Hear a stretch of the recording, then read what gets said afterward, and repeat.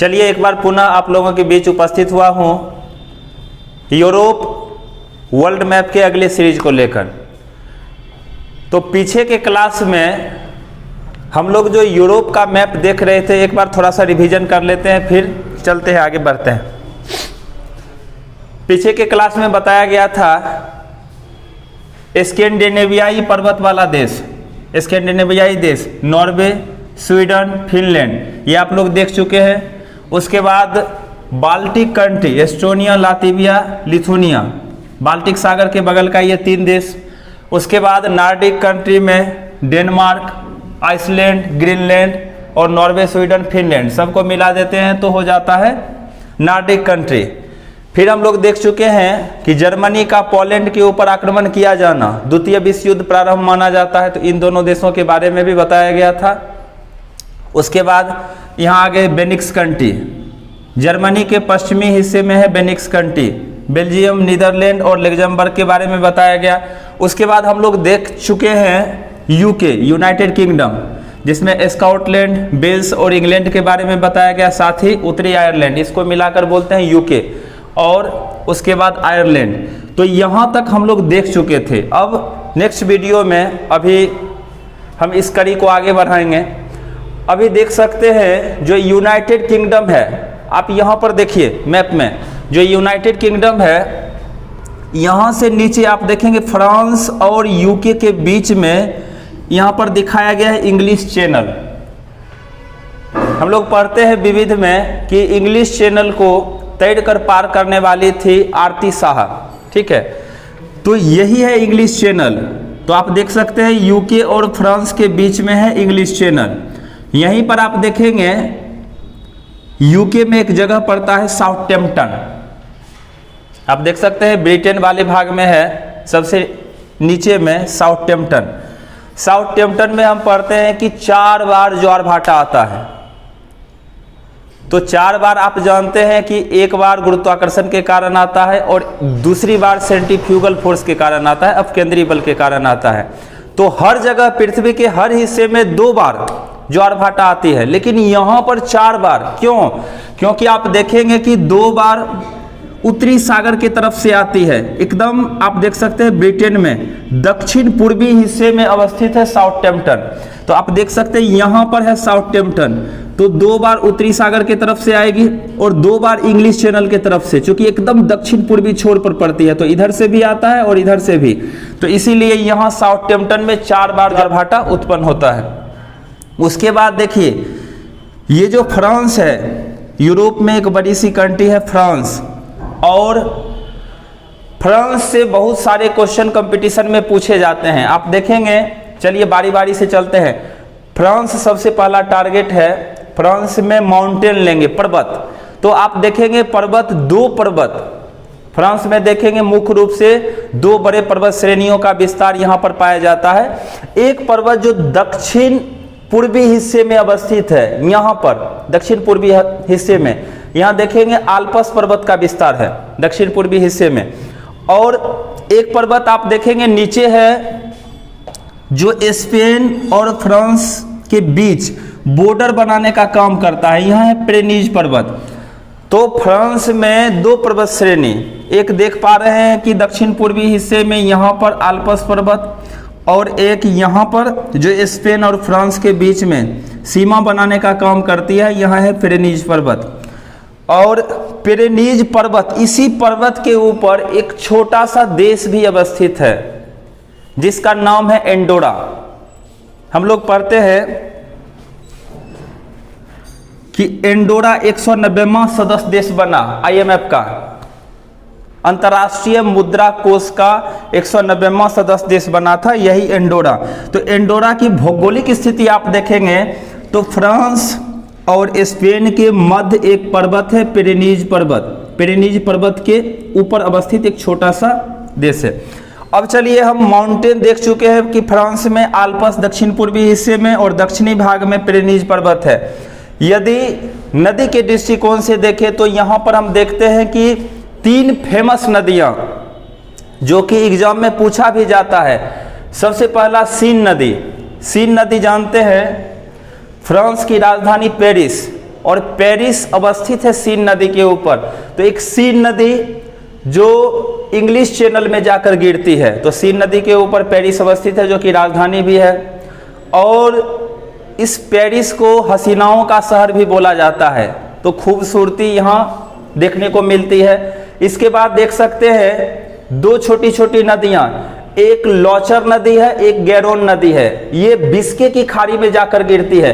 तो देखेंगे तीन नदी, सीन नदी चली जाती है इंग्लिश चैनल में और दो नदियां गिरती है बिस्के की खाड़ी में, एक गैरोन नदी और लॉचर नदी, दो गिर जाती है बिस्के की खाड़ी में। तो चलिए सीन, लॉचर और गैरोन, लॉचर गैरोन बिस्के की खाड़ी में, जबकि सीन नदी इंग्लिश चैनल में गिरती है। अब देखेंगे कुछ फेमस जगह जो प्रसिद्ध है किसी चीज के लिए। अब देखेंगे टुलूज, नीचे जो टुलूज शहर है यहां पर हवाई जहाज निर्माण होता है। तो हवाई जहाज निर्माण जो किया जाता है वो जगह है टुलूज। इससे ऊपर बढ़ेंगे तो एक जगह मिलता है बोर्दो, बोर्दो जहां शराब निर्माण होता है, शैंपियन बनाए जाते हैं। तो शराब निर्माण के लिए फेमस जगह है बोर्दो। उससे ऊपर देखेंगे एकदम उत्तरी भाग में, उत्तर पश्चिम भाग में आप देखेंगे नांटेस, एक जगह आपको मिलेगा नांटेस, यहाँ पर है नांटेस जो कागज उद्योग के लिए फेमस है। नांटेस, बोर्डो शराब के लिए, नांटेस कागज उद्योग के लिए, और नीचे में टुलूज हवाई जहाज निर्माण के लिए। उसके बाद देखेंगे दक्षिण पूर्वी हिस्से में एक जगह है लियोन्स। तो यहाँ पर इंटरपोल का मुख्यालय बताया जाता है, अंतर्राष्ट्रीय पुलिस संगठन इंटरपोल का मुख्यालय लियोन्स में है। तो ये फ्रांस के बारे में जो छोटी मोटी जानकारी थी। और खास करके मेरा लक्ष्य यह है कि जिस प्रकार से भारत के मैप को हम बहुत आसानी से याद रखते हैं कि किधर जम्मू कश्मीर है, किधर हिमाचल प्रदेश है, किधर तमिलनाडु है, और ये भौगोलिक मैप हमारी दिमाग में चलता है, दिमाग में फिट हो गया, उसी प्रकार से हम चाहते हैं कि चाहे पोलैंड हो, चाहे जर्मनी हो, चाहे फ्रांस हो, जब भी यहाँ से क्वेश्चन पूछा जाए नदी के बारे में, आल्प्स पर्वत के बारे में, या सीन नदी के बारे में, गैरोन नदी के बारे में, तो पूरा मैप आपके दिमाग में दौड़ना चाहिए। तो ये कुछ जानकारी थी फ्रांस के बारे में। चलिए यहाँ से नीचे आ जाते हैं स्पेन और पुर्तगाल के ऊपर। अब आप देखेंगे यहाँ पर स्पेन और पुर्तगाल ये दोनों एक प्रायद्वीप पर अवस्थित हैं। ये देखेंगे एक बड़ा सा प्रायद्वीप है जिस पर स्पेन और पुर्तगाल अवस्थित है। ये बड़ा प्रायद्वीप जिस पर स्पेन और पुर्तगाल अवस्थित है, यह है आइबेरिया प्रायद्वीप। आइबेरियन प्रायद्वीप पर दो देश अवस्थित हैं। ये एग्जाम में क्वेश्चन आ चुका है, कई बार पूछा गया है कि आइबेरियन प्रायद्वीप पर कौन कौन से दो देश अवस्थित है। तो एक स्पेन है, दूसरा पुर्तगाल है। और चलिए आपको थोड़ा सा हम इतिहास में लिए चलते हैं। हम जब मॉडर्न हिस्ट्री पढ़ते हैं तो जानते हैं कि भारत में यूरोपियों का आगमन, भारत की व्यापारिक संपदा से आकर्षित होकर यूरोपियों का आगमन समय समय पर होता रहा है। और यूरोपवासी में सबसे पहले आने वाले ये पुर्तगाली थे। पुर्तगाल, स्पेन, जिसको मैप पर देखेंगे तो इतना छोटा सा कंट्री है कि दूर से दिखाई भी नहीं देगा। इसका दबदबा कभी हुआ करता था पूरे विश्व के ऊपर। आज जानते हैं चाइना, अमेरिका, फ्रांस, रसिया जो पावरफुल कंट्री है, उस वक्त की पावरफुल कंट्री होती थी स्पेन और पुर्तगाल। अब याद होगा पुर्तगाल के एक लीडर हुआ करते थे, नाम था वास्को डी गामा। भारत में सबसे पहले यूरोप के तरफ से आने वाले व्यक्ति जो पुर्तगाल से थे, वास्को डी गामा। और वास्को डी गामा जानते हैं कि नए समुद्रिक मार्ग की खोज उनके द्वारा की गई।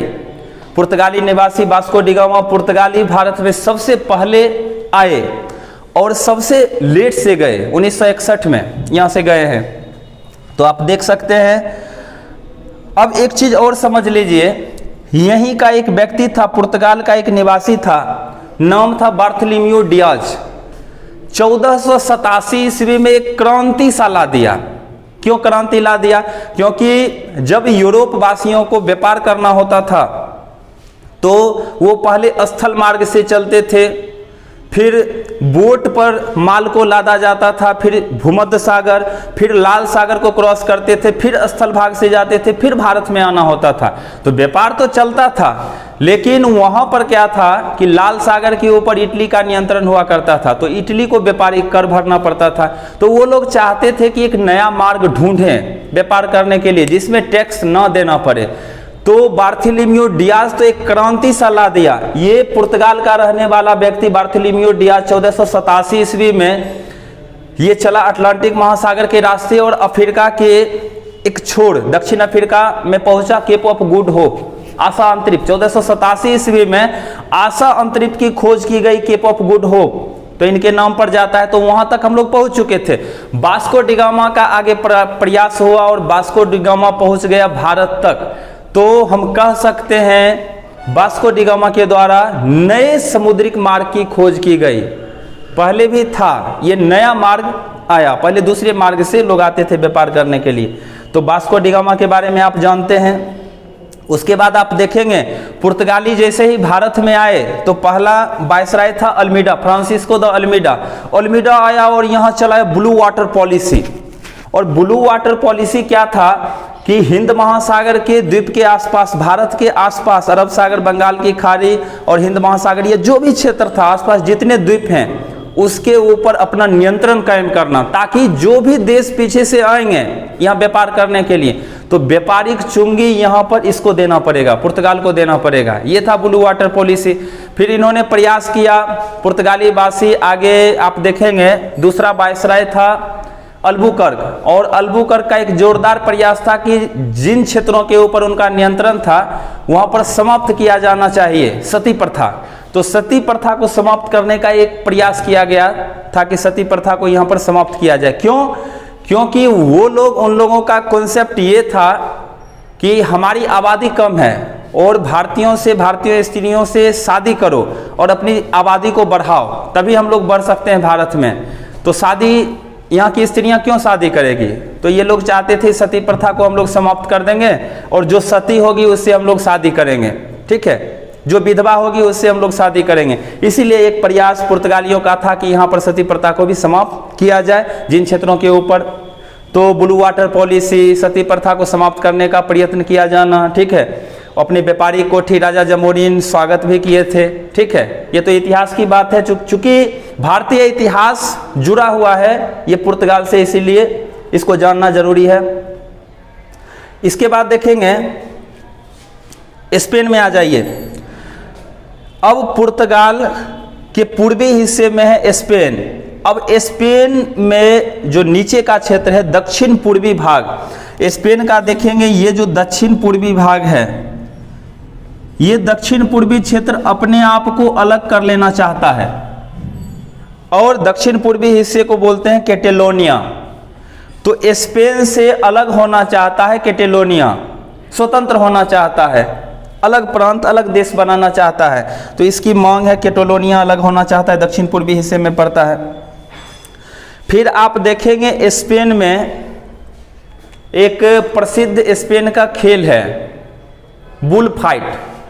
तो देखते हैं सांडों की लड़ाई, स्पेन का प्रसिद्ध खेल है बुल फाइट, उसको देखते हैं। सांडों की लड़ाई यहाँ पर कराया जाता है। उसके बाद चलिए, यहाँ का जो निवासी थे, यहाँ के निवासी थे स्पेन के निवासी कोलंबस। हम पढ़ते हैं कि अमेरिका की खोज 1492 ईस्वी में कोलंबस के द्वारा किया गया। तो ये कोलंबस यहीं का रहने वाला था, लीडर था। तो कोलंबस के बारे में, या यहाँ कौन सा खेल चलता है, ये किस प्रायद्वीप के ऊपर अवस्थित है, आइबेरियन प्रायद्वीप के ऊपर अवस्थित है, या कैटेलोनिया जो अलग होना चाहता है ये स्पेन से ही, ठीक है। यहाँ पर एक बाजार हुआ करता था लिस्बन, देखेंगे दास के व्यापार का एक बाजार भी यहाँ पर हुआ करता था। तो ये आइबेरियन प्रायद्वीप के ऊपर दो देश पुर्तगाल और स्पेन अवस्थित हैं, जिसके बारे में आपको बताया गया। तो फ्रांस के बारे में डिटेल से बताया गया और स्पेन और पुर्तगाल आइबेरियन प्रायद्वीप के ऊपर। अब देखिए आप स्पेन के नीचे पाएंगे यहाँ पर एक पतला सा जल संधि दिखाई देगा, जिब्राल्टर जल संधि। और यहाँ पर जो जिब्राल्टर है इसके ऊपर ब्रिटेन का नियंत्रण है।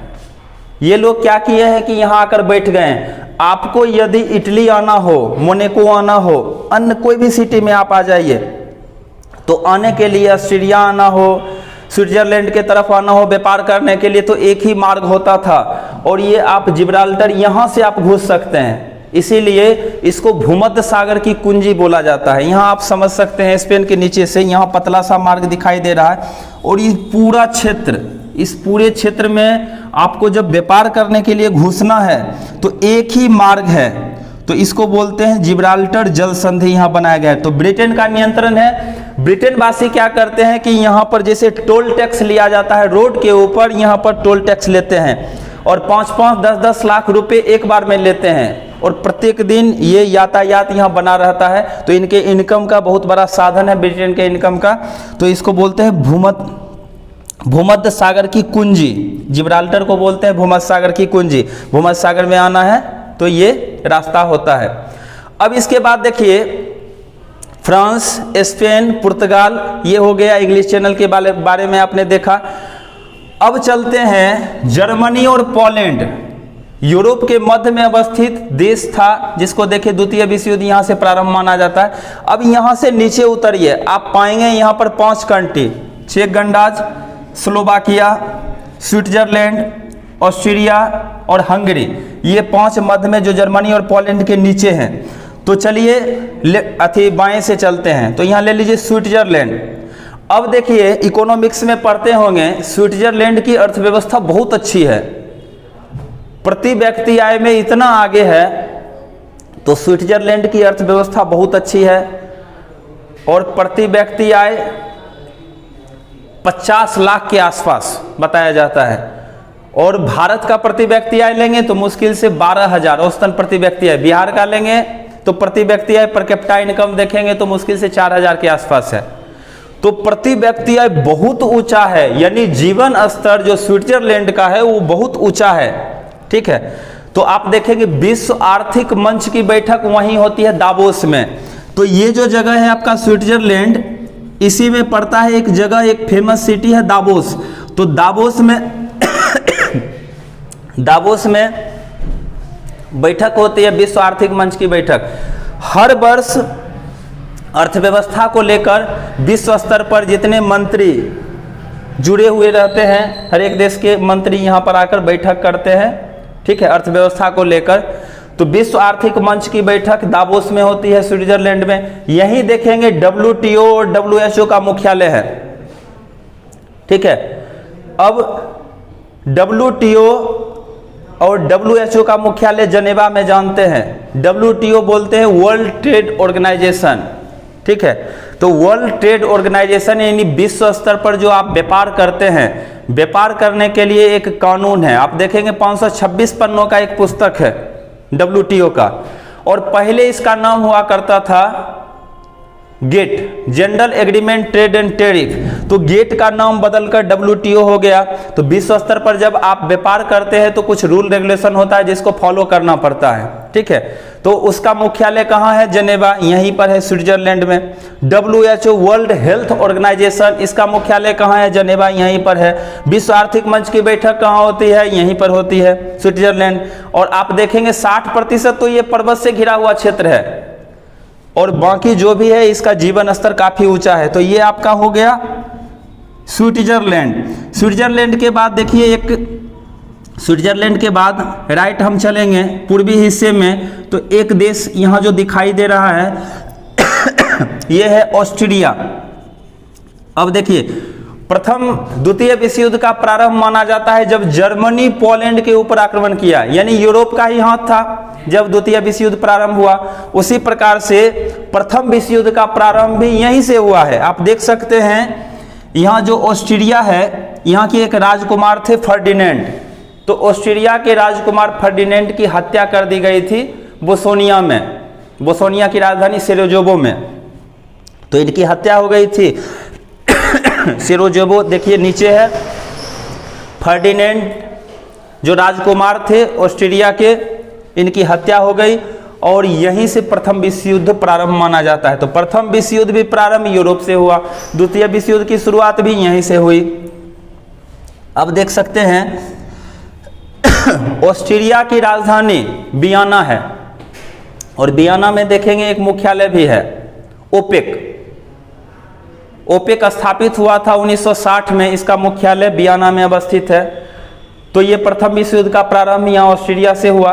यहीं पर पूर्वी हिस्से में देखेंगे हंगरी, ऑस्ट्रेलिया के बाद अगला कंट्री आप देख सकते हैं हंगरी, और इसके ऊपर में दो छोटी छोटी कंट्री है, एक स्लोवाकिया है, एक चेक गणराज्य है। स्लोवाकिया देखेंगे एक चीज के लिए काफी फेमस हुआ, तो उसी को आप याद रखिए। स्लोवाकिया किस चीज के लिए फेमस हुआ? सबसे उत्तम क्वालिटी का लौह अयस्क स्लोवाकिया में पाया जाता है, तो स्लोवाकिया इस चीज के लिए काफी फेमस है।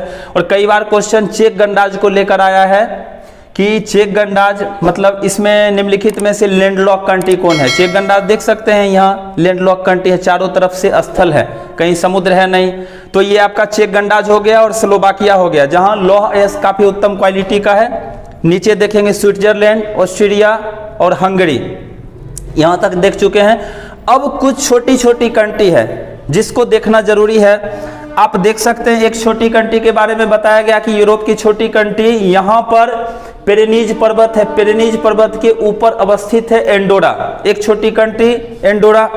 दूसरी छोटी कंट्री आप देखें यहाँ पर इटली के पश्चिमी हिस्से में मोनेको, तो एक एंडोरा हो गया जो स्पेन और फ्रांस के बीच बॉर्डर बनाने का काम करती है, पिरेनीज उसके ऊपर अवस्थित है एंडोरा।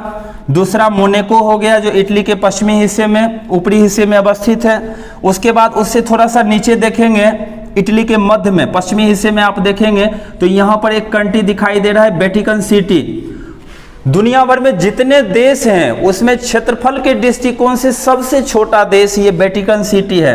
बताया जाता है कि इसको पैदल चलकर आप 15 मिनट में पार कर सकते हैं, इतना छोटा सा कंट्री।